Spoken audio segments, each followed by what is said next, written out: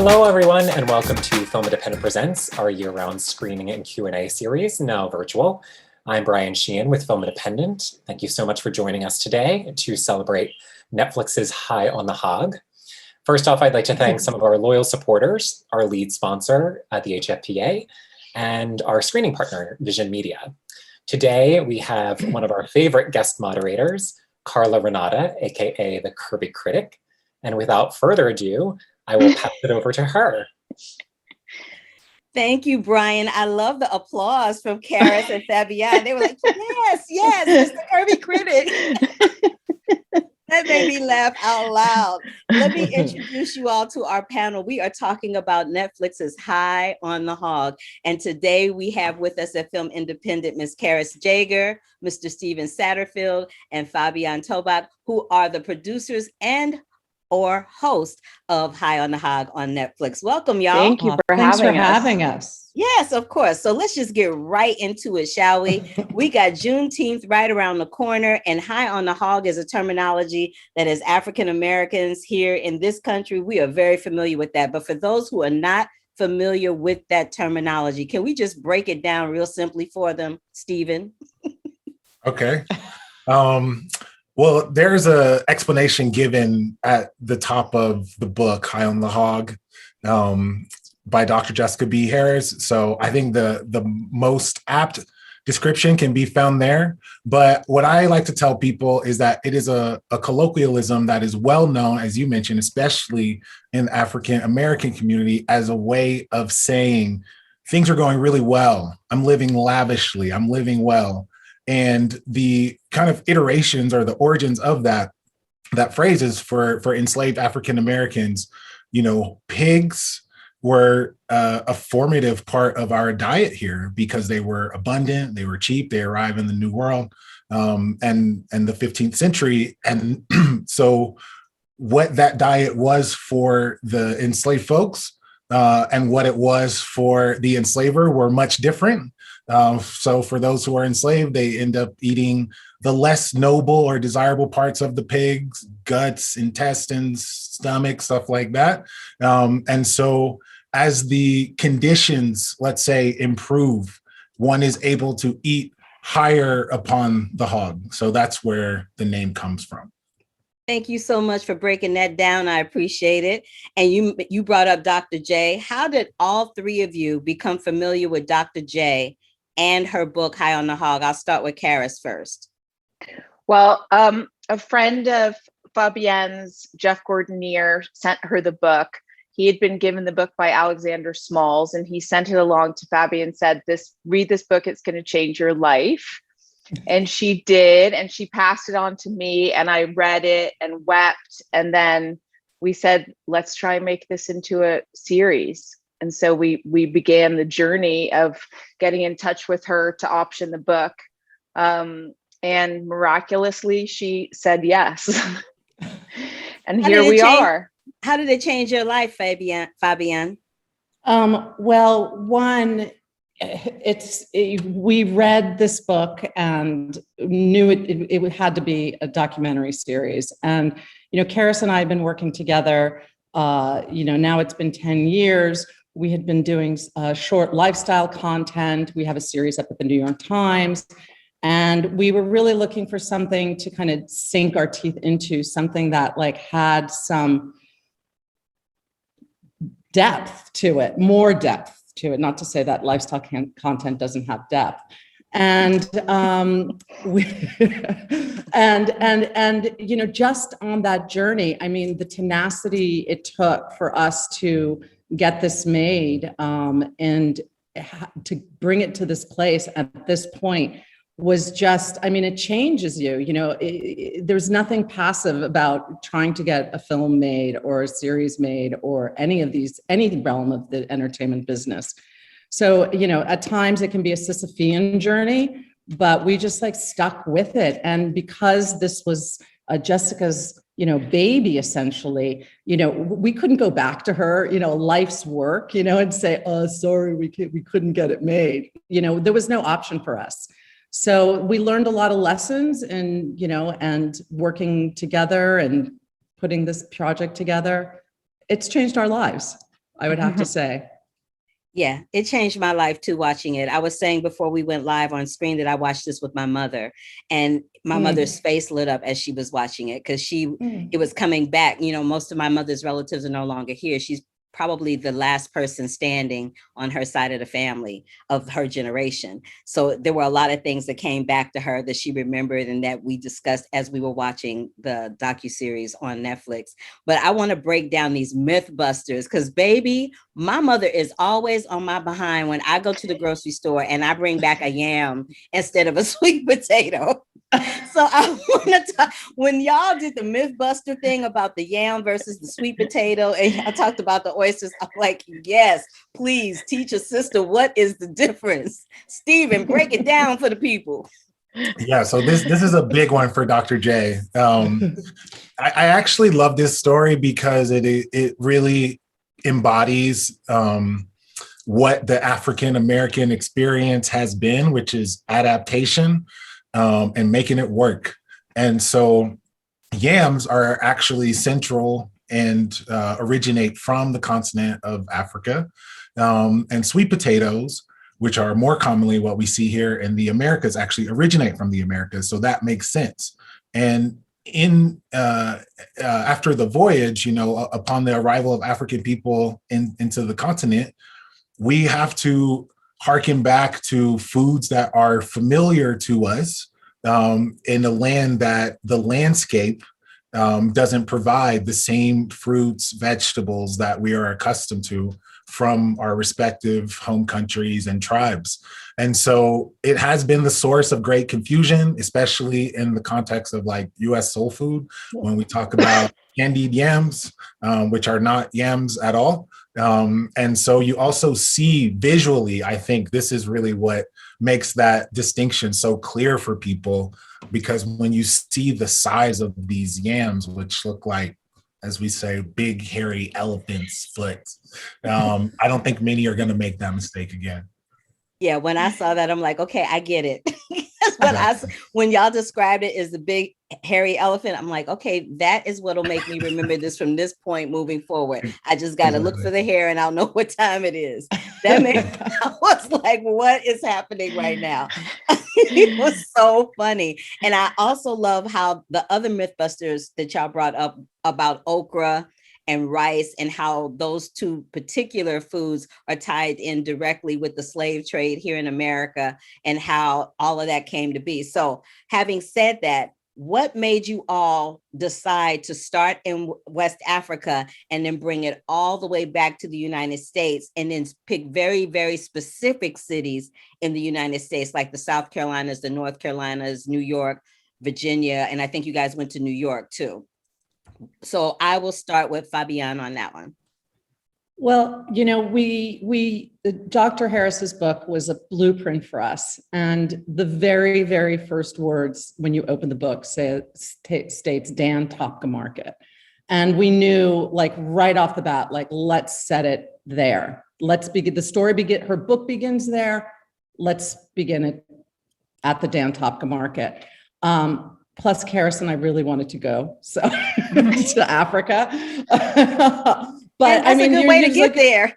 Exactly. I mean, you know, just eat your way to the globe. I love it. Exactly. So it was, we were really intentional, and we can't really talk about African American food without going to Africa. So it was a no-brainer going there. There was no other choice. There were a lot of different stories that we wanted to cover. We wanted to, you know, hit upon locations and stories that were resonant to the viewing public. You know, Stephen takes a journey, the viewer takes that journey. So we wanted to kind of root it in things that were familiar and those associations, and also having the first episode in Africa really sets the tone for the journey. And that's where we all began at some point, correct? Absolutely. I do have a personal question. I was so struck and so warmed by Gabrielle Etienne and her grandfather and his story. Do we have an update on what happened with her grandfather and that land there? Anybody can take that one. Stephen. I think Stephen, you know Oh. better, but Yeah. Well, I think it's that no one wants to be the bearer of bad news. I'm sorry to say. When we were filming that, part of the reason that we were able to capture that very real and raw moment is because that was real. That was happening while we were there filming. That wasn't part of a narrative that we tried to work in. This is what was happening in Gabrielle's life. And I think, the reason that story has impacted people so much, and myself included, is that unfortunately it is a continuum of this story of displacement. And so, yes, in 2021, it takes form, in ways that are exemplified by highways going through one's front yard. But at the end of the day, you still see the net impact are families being displaced from their land. And it is something that happens disproportionately to our community. So I'm sorry to say that there's not a better update around that. But what I can tell you is that Gabrielle is a tremendous, tremendous person with great power.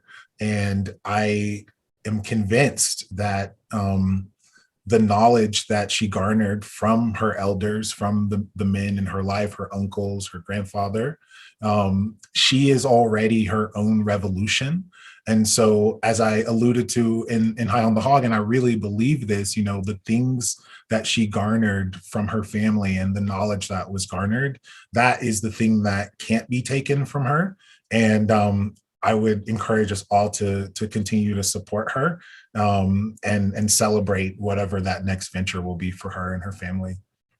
Thank you for sharing that. When I finished the whole series, that was the one thing that kind of stuck with me. I was like, I wonder what happened to Gabrielle, because it was so touching when he brought her the wine and the whole thing. It was very touching. So thank you so much for sharing that. I'm sorry that they didn't have another outcome, but I believe, like you said, she's special, and she will turn lemons into lemonade, so to speak, with that whole situation. And it'll end up being bigger and brighter than she probably could have ever imagined. 100. We have lost, two major forces in the cooking world that are African-American women. We lost Miss Leah Chase in 2019, and we recently lost Martha Lou Gatson in April of this year.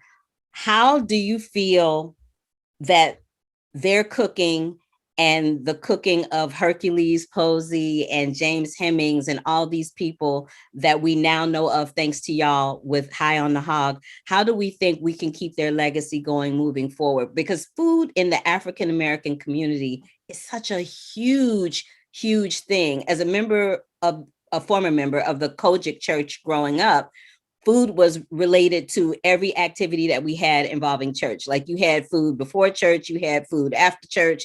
We have, our homegoing ceremonies involve a big dinner. You know what I'm saying? So how do we keep that legacy going? Because we do have a situation now where most of those elders that lived during that Freedom Rider time and prior to that are now dying off.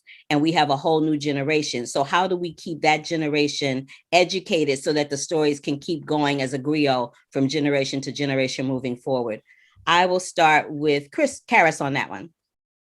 Well, there's some more episodes of High on the Hog that we would like to make. Good. Which features some of those people. And I think if you look at like Leah Chase's, funeral and the amount, the huge love and support she had for so long. I think that's just about continuing the legacy and realizing how important it was, and she was making food for people during the civil rights movement, which was so important. It's devastating to Fabienne and I that we weren't able to get to New Orleans and interview or work with her on this project before she passed, because she was definitely part of our,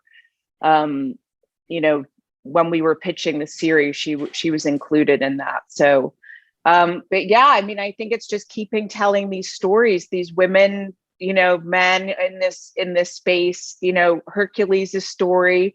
It's like, we've got to share that, James Hemming's beautiful story. It's just like, you know, Fabienne always says, like, people shouldn't watch the episode now and eat mac and cheese and not think of James Hemmings.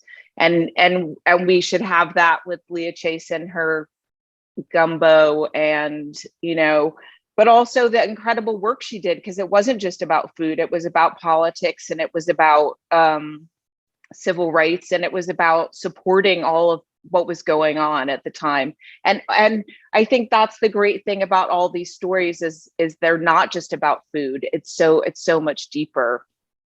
Yeah, that's one of the things that I loved personally about the series, is that it was like the food was a major part of it, obviously by virtue and nature of what the subject matter is and based on the book. But that's my mom. We're like, someone's creeping in. I was like, do I hear something? But by virtue of the fact that all of these different types of foods that are discussed within the series are tied to major historical events in our culture that some of us know about. Like, I did not know the importance of gullah. I did not know the importance of hot sauce. Like, I knew when you go to a restaurant, you always see hot sauce sitting on the table. I'm like, is there a reason why it's there? Or do we just like to have stuff that's hot? I don't know. I didn't know the history around the Carolina gold rice. I had no idea about that. I didn't realize the adage of the power of saying no, that us as a people used food as our power to say no, to take control of the situation of being enslaved. All of those things are educational. All of those things people need to know. And if you don't know, then you can't grow. You know what I mean? So I personally, about the Black Cowboys, I was all about it. I'm like, yes, the Black Cowboys. Who isn't? You said who wasn't? Oh, okay, that's a whole other conversation we gonna have off camera, because I was like, okay, Black Cowboys. That's more of a Compton cowboy thing, I think. Yeah.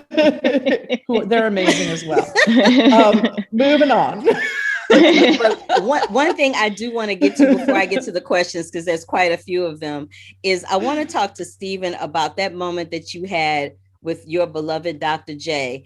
There was this moment where you were walking down those red roads in West Africa, and they were talking about how the enslaved were going down those same roads. And then you had that moment toward the end of that particular episode where you just kind of broke down. What exactly was it that hit you in your heart in that moment that made you just go, this is more deep than I ever thought it could be?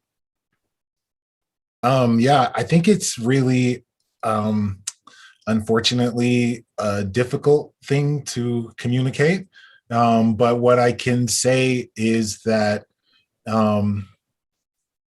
with a full appreciation and knowledge of one's history, that includes, as I said earlier, displacement, that includes families being torn apart forcibly, and forcibly put into conditions that are so unspeakable, these unspeakable voyages, the unspeakable conditions upon arrival. The experience of being an African American, so to speak, is really kind of peculiar, you know, in that, unlike the violence and the genocide that we saw with Native Americans, the tension with African Americans is much different in that this is not our nation, so to speak. And so the feeling of displacement, the feeling of longing for a connection to one's ancestral homeland, as a way of understanding yourself. I think in that moment with the symbol, but also having someone who has been instrumental in my own journey of learning about my history, about connecting food to my identity, to my ancestry. So for Dr. J to actually be the one with the sodabe and to be offering the blessings and the grounding for this moment. After having walked down those roads, after having to have really embodied the sound of those chains, the sound of the feeling of walking 2 by 2 down those roads into this uncertain but devastating outcome. I think that in many ways that moment was inevitable for me, in trying to make myself present to just be a vessel for the material so that people can have some sort of an emotional sense of really just how intense that feeling was. And I think for many who have felt that pang of displacement and of separation, as immigrants, as refugees, as people who have lost family members and elders, I think that's really what I was feeling, and I think that many can relate.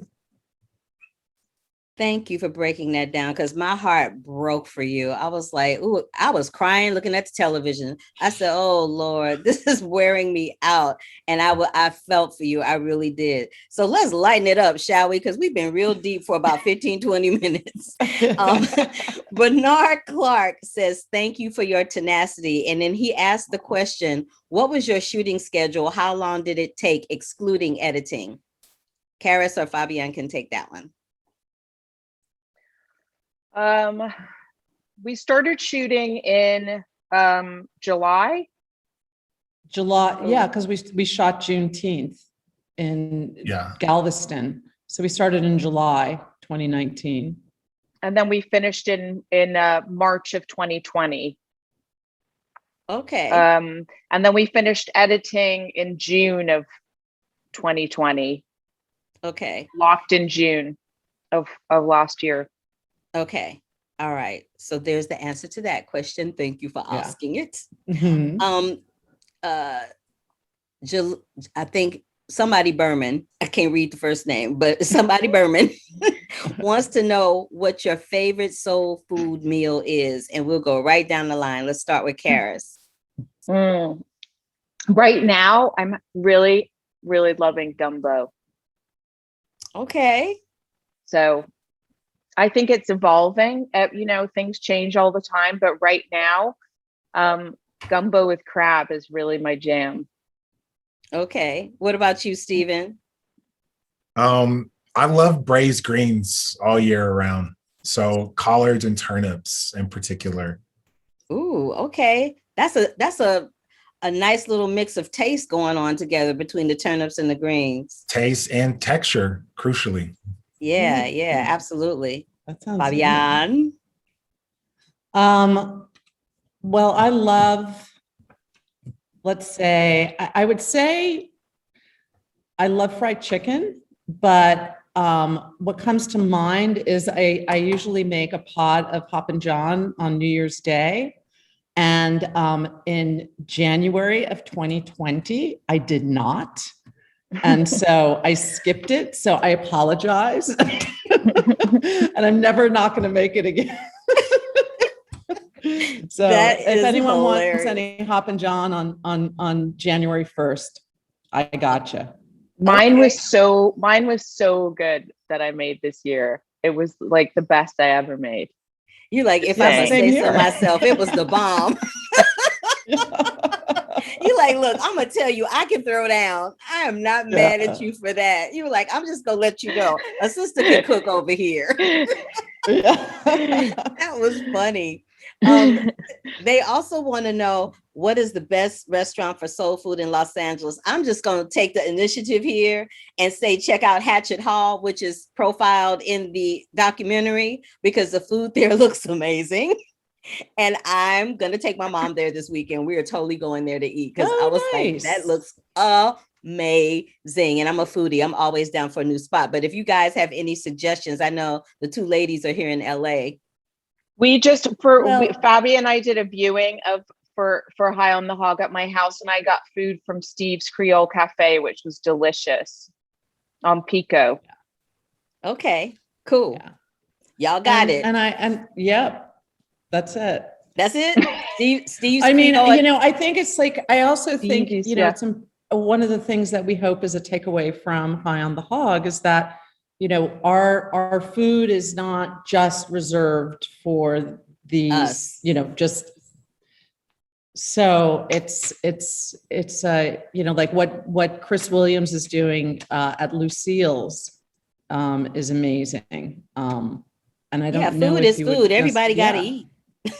Everybody got to eat. No matter what color you are, to throw down and get a plate of food. I'm just saying, everybody got to eat. Exactly. Linda Frierson says, I noticed not too much mention of salt and pepper as seasoning, both originated in West Africa. Will there be an episode addressing seasoning? I remember there was that one episode with, I think he was in one of the Carolinas where he gave you like a little pinch of salt. Yes. Yeah. He gave a little pinch of salt, but that literally was the only time I saw somebody use seasoning. So can we answer that question for Linda?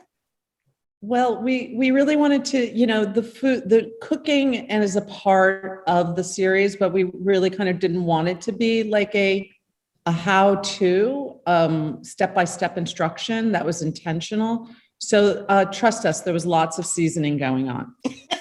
I know in West Africa, they were using lots of spices and things, Yeah, there was spices, there were like all different kinds of textures, but definitely everything had a flavor for sure. Cool. There was no lack of salt or anything. Yeah. And someone reminded me about We Lost B. Smith as well. So rest in peace to all of those ladies. Yes. I used to eat at her restaurant in New York all the time when I lived there. Bernard Clark said, float on, mama. I don't know what that means, but I'm just gonna pass it on. I have no idea what that means, but I thought it was hilarious. We're gonna pass that on along. Okay. Let's talk a little bit about Thomas Downing and these oysters in New York, because he talked about, y'all had a whole conversation, Stephen, where y'all talked about how people say, have you tried oysters? And they go, I don't like them. Well, have you tried them? And they go, no. I would be one of those people. But for me, it's a texture thing because I don't like anything that's slimy. I don't like okra for that reason. Mm-hmm. So it was so funny to me that there was a section in America where there was a part where y'all talked about how the oyster shells were just on the ground. And at some point, I think something about 600, what was the number? 600 oyster shells on the ground or something crazy like that. Yeah. It's like, oh, they were getting down with the oysters in New York. Yeah, it was actually called, before it was the Big Apple, it was called the Big Oyster, or was it the Big Oyster? Something like that. But yeah, I mean, it was called the Big Oyster. The consumption of oysters, I mean, there's a whole program called the Billion Oyster Reclamation Project that Ben Harney, who's the original Mother Shucker, is a part of, to bring back the depleted, oyster beds back to the city and the whole Chesapeake Bay. I love that. I love that it was such a plethora of things that were discussed. And Stephen, you mentioned at the beginning of our conversation about the HOG, about how instrumental the HOG was in the community because it was cheap and they could break off different pieces and do different things. And I don't know if you were on the line when I said this, but I was like, that episode where she is cleaning them pigs' feet, I was like, I heard you say that and I was dying laughing. I was laughing at you. I was like, I can't do it. I just can't do it. And I can't do it. And my mom is always teasing me. She's like, if you grew up when I grew up, you wouldn't have a choice. You would eat it. I'm like, yeah, I would be one of them people using my power to say no. By not eating. That's what I would be doing. Look, Stephen just fell off his chair. Oh, you are so wrong for that. No, it's like, but I'm so right. Yeah, but you're not wrong. You're just wrong for that. I think for those who have grown up in a household with the smell of chitlins permeating the entire home, every square inch of it, and probably even outside of your home, I understand your position. And if you have been in that situation, then you really understand what high on the hog means. You understand that is not a pork chop, for instance. a no. It definitely would not be a pork chop. You know, it's like a delicacy. I'm from St. Louis, Missouri, and most of the restaurants, they serve tripe sandwiches. They serve some kind of tripe. My dad loves a good tripe sandwich. Like, he'll go all over St. Louis trying to find one. So I come from a family and a background.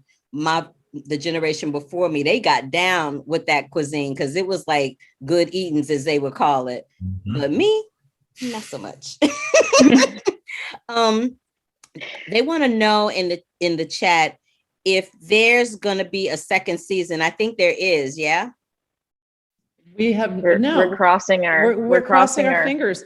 But I mean, it's so exciting that people want to know about a second season, and the first one just came out 2 weeks ago. So I think that's wonderful. But we're just so excited. Many things to explore. Like you said, there's, we talked about the two ladies that you didn't get a chance to include, which brings me to this. Is there anything that got left on the cutting room floor that when you guys look at the finished product, you're like, oh, maybe we should have put that in there? Well, we working with One Story Up and Roger Ross Williams and Shoshana Guy, the showrunner, we really truly had a collaborative experience. And while it would have been awesome to include all the stories, we wanted to tell the stories and give space to the stories. So we didn't shoot a lot of fat, so to say. It was really lean and mean. Like, we really, really focused on the things that we wanted to definitely convey and let it sit there.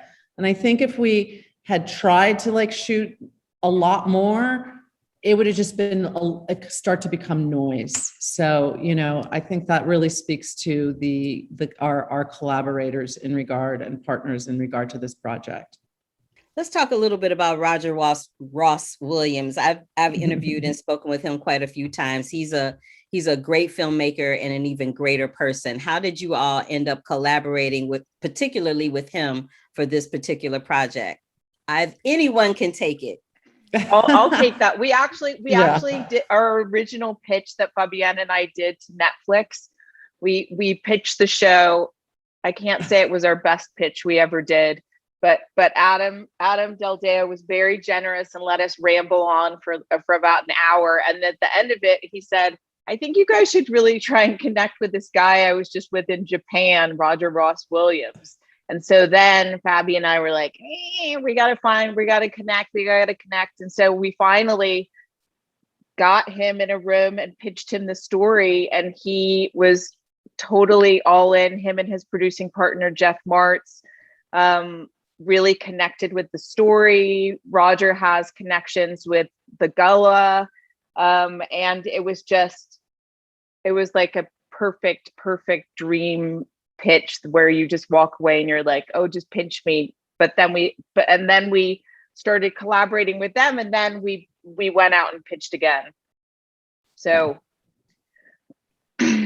you're like, so there was definitely some kismet there from the picture we saw on the phone of Roger eating steak in Japan. Not eating steak in Japan. That's hilarious. Yeah, no, I mean, it's been just wonderful. Even, our connection with Stephen has been just like, the whole project has got just such a beautiful,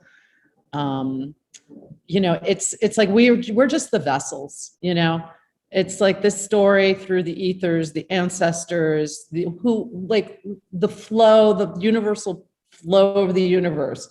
It just like, and we just listened. That's it. You listened very well. Yeah, we just listened. There is one section of the doc that I want to address because it also resonated with me greatly when you were in, Stephen, I think it was South Carolina, I believe, and you were talking to Glenn about the Carolina rice, and you said to him, I forget what the question was that you asked him, but he said, you don't want to be the white privileged person monetizing something that doesn't belong to you. And I was like, that resonated with me so deep in so many different ways, because I don't think people realize just how deep the food ties in with the origins of our country and how we have continued to navigate throughout over the decades and over the centuries. You know what I mean? How did you feel when he said that? Because I know how I felt when he said it. I was like, well, okay, I'm glad you said that. I'm glad you recognize that. But what does that really mean? What does it really mean? I just want to, I actually first just want to go back to the last, I'm going to answer that right now, but I just want to go back and praise Fabienne and Karis, as well as Roger and Shoshana, because I think part of the specialness of High on the Hog is how much room and space the material was given, how much care and love was put into the material, and actually just allowing for that space to happen. And in the allowing of that space is where we actually got some of those really pure and tender and really kind of transformative moments for the show. And I really believe that we needed to have this team with that vision, with the care of Black women, to just know how to step back and allow space for those stories. And I think that we haven't seen yet, and that's part of the specialness. So I just want to name that in the final product and feeling, and credit Karis and Fabi. And then as far as the South Carolina thing, you know, a lot of people don't know that the foundational wealth of this nation was created from rice that originated in West Africa.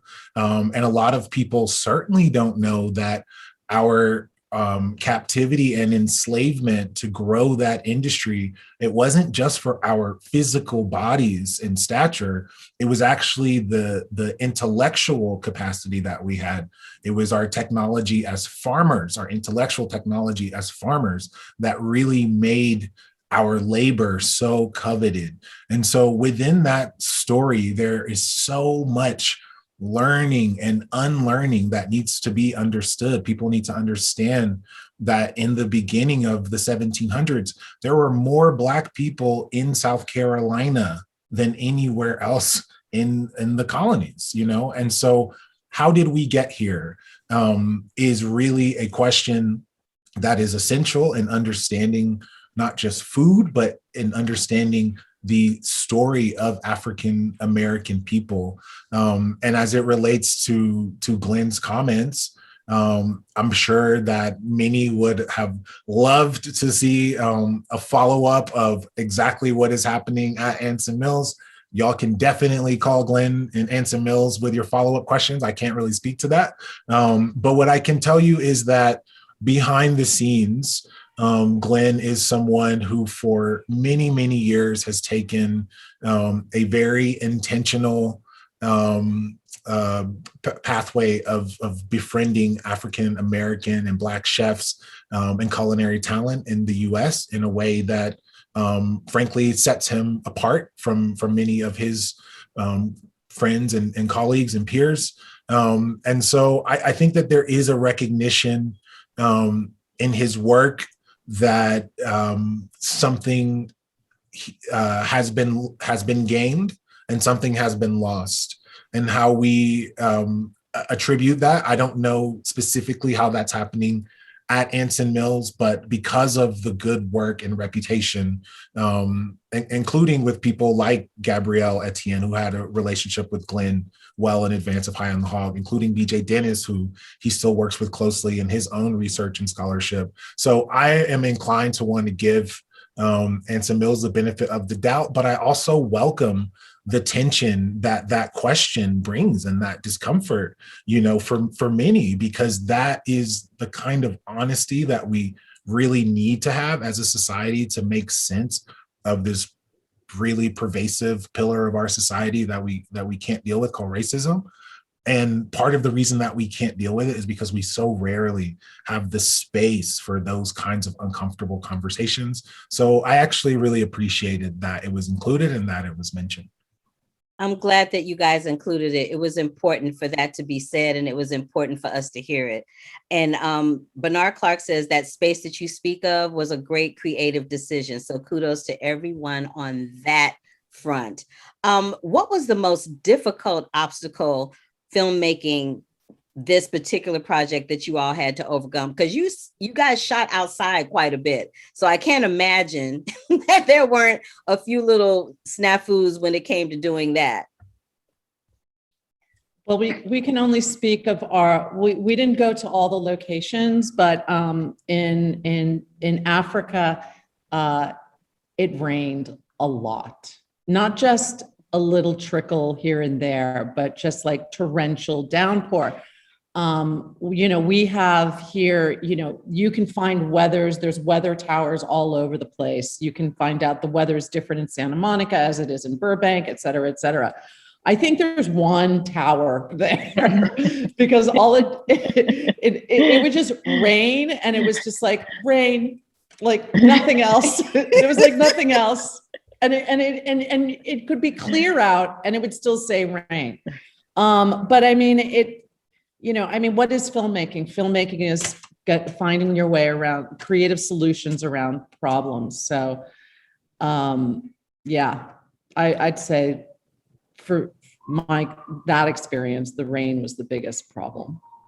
And would you mind speaking to how Hey Sister is a collaborative effort? Yes, we got to talk about Hey Sister. We got 3 sisters up here. We got to. Did you really think I was going to let you go without talking about Hey Sister? Come on.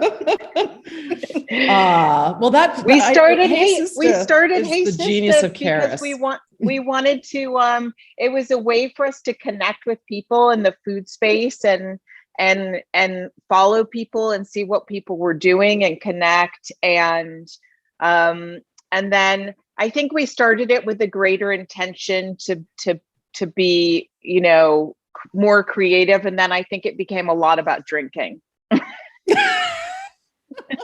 Every Friday we post a cocktail. Mine usually involved 3 ingredients or less. Okay,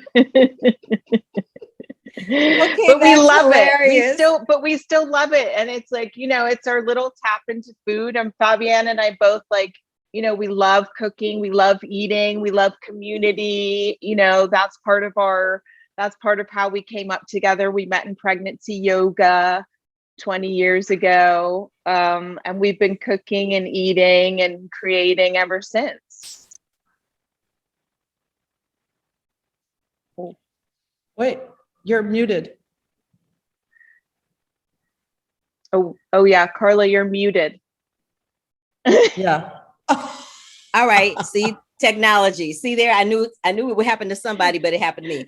So, Steve, now that we talked about how Karis and Fabienne have gotten into the food lane, how did you get into the food lane before we let you go? You're muted. You're muted. I'm muted. I knew it. I caught it. It's been a long day for us, apparently. I got into food as a really young person. I was a teenager. I went to culinary school. I always loved food growing up. It was always a part of my own, I guess, like creative curiosity. I was really interested in Jacques Pepin and Martha Stewart and Julia Child when I was young, like in high school. I would always watch their old cooking videos. And so when I decided to go to college, I went for about 2 semesters and I realized all I could think about was food. And so I left and I went to culinary school as a 19-year-old. And I was just totally turned out. I learned about wine.